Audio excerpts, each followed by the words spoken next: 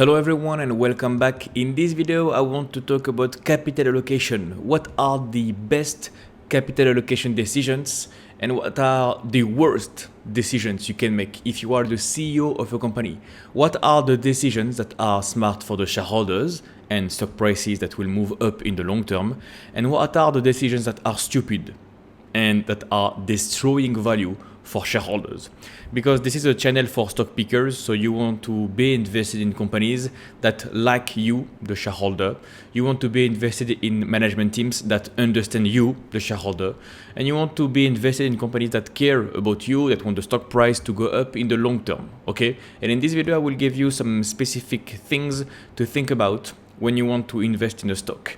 We will talk about buybacks, dividends, acquisitions, mergers, what actually builds wealth. In case this is your first video from this channel, welcome. My name is Christophe Noor. I've been investing in the stock market for almost a decade now, and I have achieved a performance of 25% per year. And my strategy is inspired by Warren Buffett. And one thing that Warren Buffett said is the number one job of a CEO is to allocate capital. So if the capital allocation decisions are not good, the CEO is wrong. The CEO is doing a bad job. So of course, capital allocation is very important when you invest. If you want to be a long-term shareholder, you need to spend a lot of time thinking about capital allocation. It's very, very important. Most investors focus on stock prices, but they ignore capital allocation. But capital allocation is the number one driver of long-term results. I can have two companies, one company that is very smart with their cash, one company that is horrible with their cash. The stock prices will be drastically different for these two companies, okay? CEOs make decisions every quarter that either grow your wealth as a shareholder or destroy it. Understanding how they allocate cash with buybacks, dividends, acquisitions, reinvestment opportunities is key to beating the market. The goal with my channel is to help you become a better investor so you can beat the market. So, first, I want to talk about buybacks when they create wealth. Buybacks can be done at an expensive price or cheap price. Buybacks is when you are using your cash to invest in your own company. For example, you have a company generating free cash flow, and at the end of the year, they say, okay, instead of buying something else, we will buy our own stock.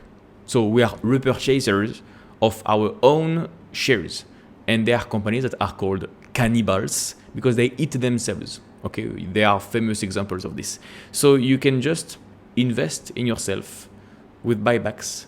You invest in your own stock price and you reduce the number of shares outstanding. Some companies have been doing this for years and years, like AutoNation, NVR, AutoZone, and it works really well. Buybacks can be done at a very high price or at a very cheap price. And when buybacks are done below intrinsic value, so cheap, this is a transfer of wealth to you. And I have an example to show you with Asbury Automotive Group, ABG. They bought back 1/3 of their shares in 10 years, which means the earnings per share is up 9 times compared to the revenue growth rate. The revenue that went up only 1.8 times. If you do smart buybacks at a cheap price, your revenue can only go up by 2x, but your earnings per share by 9x. This is the kind of difference it makes. And over the very long term, stock prices will follow earnings per share. So you want your companies to increase earnings per share, and buybacks done wonderfully like this can do this job, can increase your earnings per share, so increase your stock price over time. When the market ignores great companies and the stock price is down, buybacks become even more powerful because the company buys back more shares and cheaper. If there is a great company and the stock is down because it's not sexy, not AI or something else, the company can do more buybacks actually.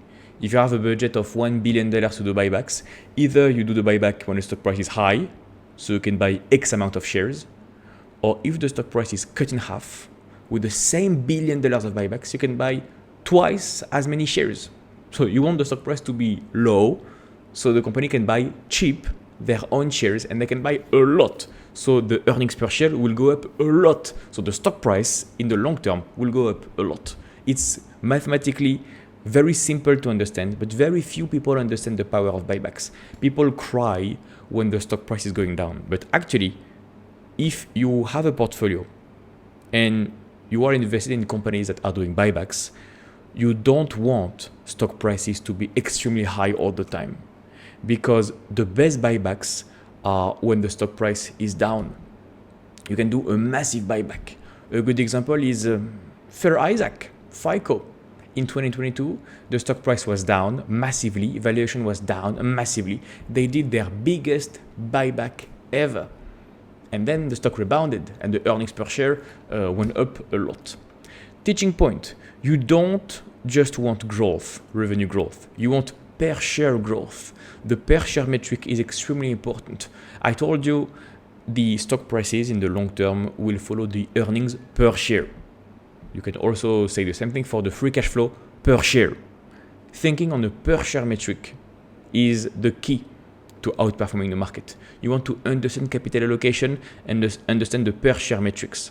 By the way, if you want to become a better investor and improve your performance, I have a coaching program. It gives you the exact method I've used to generate 25% per year for almost a decade. More on that at the end of the video. 3. Buybacks, when they destroy wealth, when they are done at an expensive valuation. Most of the $1 trillion in US buybacks last year were done at overvalued prices. That means value was transferred from long-term holders to those cashing out. Worse, many buybacks are just to cover stock-based compensation, SBC. So not creating value, just hiding dilution. Amazon is doing this. All the software companies are doing this. C Limited is doing this. You have plenty of great companies growing revenue a lot, but in their business model, they have SBC, so stock options, so free shares that you give as gifts, motivational gifts to employees to reward and to give them incentives. So you are diluting shareholders because you are creating more shares. So some companies are creating more shares and they are doing buybacks to reduce the number of shares. And actually, on a net basis, the number of shares goes up, and then it goes down. But it was flat compared to 1 year ago. And officially, some people look at the headlines, some people look at a new buyback program, so they will buy back $1 billion of shares, and you look at the number of shares, it's flat. So it's quite surprising, right? I mean, I mentioned C Limited, and I can show you right now, C Limited buyback. Look at this. Very recently, you announced a new share buyback program, $1 billion of buybacks for C Limited. Okay, wonderful. So you expect C Limited to reduce their amount of shares? Okay, let me show you in real time that it is not true. Because if you go to Fiscal AI, you scroll down, you type diluted weighted average shares outstanding, the number of shares is going up. For the past decade, it went from 160 million shares to 600 million shares. So always going up.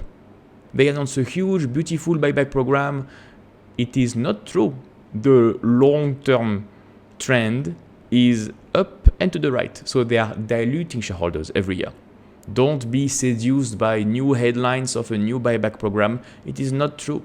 It's only there to offset dilution. Well, we will see in the future if they change.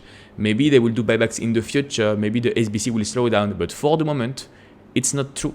The long-term trend is more shares. Okay? By the way, Fiscal AI is a wonderful website that you can use for free if you click the link in my description. 2 weeks completely for free. It's a wonderful website. Try it out. 4. Dividends. The investor's illusion. Something that is not very well understood in the public. Dividends don't actually create wealth. They just move cash from company to your pocket because the net value is the same. Expect now, you pay taxes. There is a dividend fallacy, thinking dividends are free money. The real compounding comes from retained earnings, reinvested wisely. Because if you have a company that pays dividends. For you as a shareholder, you may think, okay, it's free money. Every couple of months, I get my check. But every time you have a X dividend day, every time the company issues a dividend and pays dividend, the stock price drops accordingly by the same value. So the stock price drops a little bit. The same day you receive your dividend. The value has not changed, one in the other one. It's just that instead of being in the company's pockets, that's in your pocket. But guess what? You have to pay taxes on your dividends. So, for most countries, European countries, all the Western world actually, has to pay taxes on dividends. So, dividends, if you just look at the core data, value was not created. It's just a move of capital moving from the company to you, and this move is creating taxes. So, that's your gains, but a little bit of it goes to the government to finance whatever it wants. So, just purely looking at this, dividends are not the best way to create shareholder value for the long term. Okay? And this is why I don't like to be invested in dividends, especially since, I'm young, so I don't want to pay any taxes. And if you pay taxes every year for decades and decades, think of all this capital that is being wasted. It's just too hard to handle. So for younger people, dividends are not the way to go if you are taxed a lot. I am French. I know what high taxes mean. Okay, we have an increasing amount of taxes here. So dividends, it's a no. It's for people that are a little bit older, that want their checks on a quarterly basis, and they will live off dividends. That is a strategy also. But for most people, they want to pick great stocks and outperform the market. Dividends are not creating value. It's just rewarding for some people. They like to have a safe capital. Every month of the year, you can create your strategy being dividends. But I would not recommend a dividend investing strategy. I will not make videos about this on my channel. I think the goal is not to do this. 5, acquisitions. The number one way CEOs destroy value. Most M&A, so merger and acquisition deals, are done at market tops for too much capital, like you pay too high a price, in areas the company doesn't understand. It's often fueled by the CEO ego. I want a legacy deal. I want my company to be large. I want to merge. I want to be the biggest in the arena. And that's based on ego. And if you are the CEO of a public company, you have a high ego. You don't rise to the top without any ego. So obviously you want to be aggressive. Some of these CEOs are salesmen. They know how to seduce you. They know how to speak to the investors. They know how to convince investors on slide decks publicly. They know the right words. I won't name names, but you have specific examples that are quite obvious right now. And you have stupid ways of destroying value for shareholders. Why? Because they will announce synergies. More than 80% of the synergies never happen. So most acquisitions fail. Still, there are some companies that focus on acquisitions and are doing acquisitions every year. Even though everybody knows the stat, more than 80% of acquisitions will destroy value. You will lose your efficiency. You have too much employees. The efficiency, the cost-cutting measures are not there. You have a tiny minority of companies that are good at acquisitions, like the serial acquirers. The rest is horrible. So when you invest in a company and they announce a massive deal with a lot of debt, a lot of dilution, run away. Frankly, run away, it will end badly. It's quite bad from the shareholder's perspective. From the CEO perspective, it's great because he will get a large bonus and a new house, so life is good. But for you, the shareholder, it's horrible because you will have more debt, so more interest expense, so less earnings in the future. And 2, dilution of shareholders. So more shares, so on a per share metric, you are a loser. The shareholders, most of the time, are losing value because of acquisitions.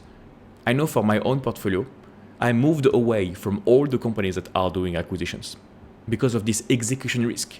And now that I've told you the 80% failure rate, what about all the externality that can happen? all the external risks that can happen. Maybe you will have additional risks that will emerge out of acquisitions. You have this execution risk that is horrible. What if it doesn't go through? What if it fails? What if competitors become angry at you? What if there are some alliances that come? You don't want this. You don't want this where the CEO wins and you, the shareholder, lose. No. You want win-win situations. Why would you want a win-lose situation? Shareholders usually lose. Stock drops, value transfer to acquired company. Teaching point: the worst acquisitions are big, paid in stock, so you issue more shares, you dilute shareholders, and outside the core business.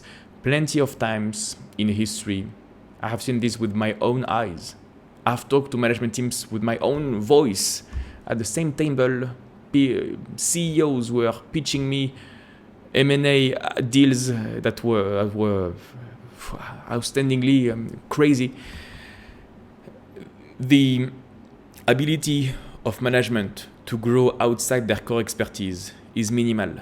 Most of the time they fail when they are niche and they want to grow outside of this niche. Most of the time they fail, but they do this to grow because of ego, because they get more employees, more revenue, so a better paycheck, so a better house, a better yacht, a better life for the CEO, for their lifestyle.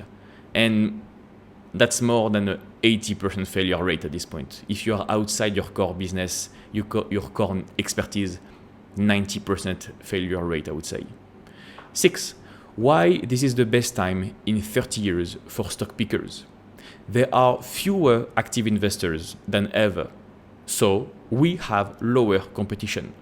Passive flows ignore fundamentals, which means great companies go unnoticed. It's like running a race and realizing no one else is trying to win. Okay? So, I want to mention some examples. I want to mention some buyback candidates and that were not really understood. Orally, AutoZone, AutoNation, they are not AI, so the stocks are dropping, so they do massive buybacks. And I also want to mention Berkshire Hathaway because of the power of buybacks and the efficiency. Berkshire Hathaway is the company of Warren Buffett. It is not sexy at all. It's the perfect retirement stock. But if you compare Berkshire Hathaway to the S&P 500, this is what you have. Since 2012, Berkshire is up 4.8x. The S&P is up 3.4x. The earnings per share of Berkshire Hathaway are up 3.4x versus the S&P 1.3x. The PE ratio, so the valuation metric, is much more stable than the index. Buffett's boring conservative empire outperformed with lower risk. The earnings have grown better and the valuation has stayed the same. Comparatively, the S&P 500 is now at an expensive territory and the PE ratio is up for the S&P 500. This breaks the efficiency market's narrative. The market is not efficient. I don't believe the market is efficient. You will have irregularities in the market, and it is our job as stock pickers to find deals because the markets are irrational. 8, what you should actually look for. 1, companies that grow intrinsic value per share. 2, high ROIC, return on invested capital, so that's an efficiency measure. Low debt, smart capital allocation. You do buybacks when the stock is cheap. You don't make stupid dividends, stupid acquisitions. 3, insider ownership and proven track record. Insider ownership, meaning the CEO owns a lot of shares. Let's say the CEO owns 10% of the company. If they dilute shareholders, he will get diluted too. So I'm sure they don't want to get diluted. Okay, it's better as a win-win-win situation if you have a high insider ownership and a proven track record. You can check for the past 20 years if the capital allocation decisions were good or bad. Okay, and if you don't know where to find this is what I do with my coaching program. I help people find this information. 4, not just earnings per share growth, but how the growth is achieved. By what? By immense pricing power, by efficiency measures, by buybacks. This is exactly I mean, you can understand exactly how earnings per share is manipulated. What are the attributes? How is the company growing? In the very long term, earnings per share and stock prices will be correlated. Stock prices will follow earnings per share. So you want earnings per share to grow 15% per year, 20% per year. 9. How I help my client apply this analysis framework of capital allocation decisions. We don't chase narratives. We look at the facts. We look at the hard data. We don't get seduced by a charismatic CEO. Okay. 2. We study cash flows, capital allocation, business models. 3. We build long-term portfolios designed to beat the market because we know how to analyze businesses. We know how to understand capital allocation decisions. We can 1. Avoid the traps, minimize the mistakes, and 2. Find better deals at a better price that are sometimes narrative driven. Okay, some people panic, you have some fear. This is the great moment to buy when you have fear in the market. You can beat the market with lower stress. This is how I help my client apply this framework. So yeah, this was a complete masterclass on capital allocation decisions. You can watch this video twice if you want. And what is great is all these principles are working now. They were working in the past and they will continue to work in the future because these principles are based on common sense and shareholder value creation. If you like this content and you want to go deeper, I have a coaching program. In this program, you will learn my strategy to generate 25% annual returns. You will learn how to find winning opportunities. You will learn how to properly value any stock, when to buy, when to sell, so that you can build a strong portfolio filled with great companies. Additionally, inside this coaching program, you will have access to an exclusive community of like-minded investors, and also you will have my personalized guidance to reach your investing goals. Click the first link in the description to get more information. You will get a video that explains how everything works completely for free. No need for your email address, just click the link in the description and I'll see you on the other side.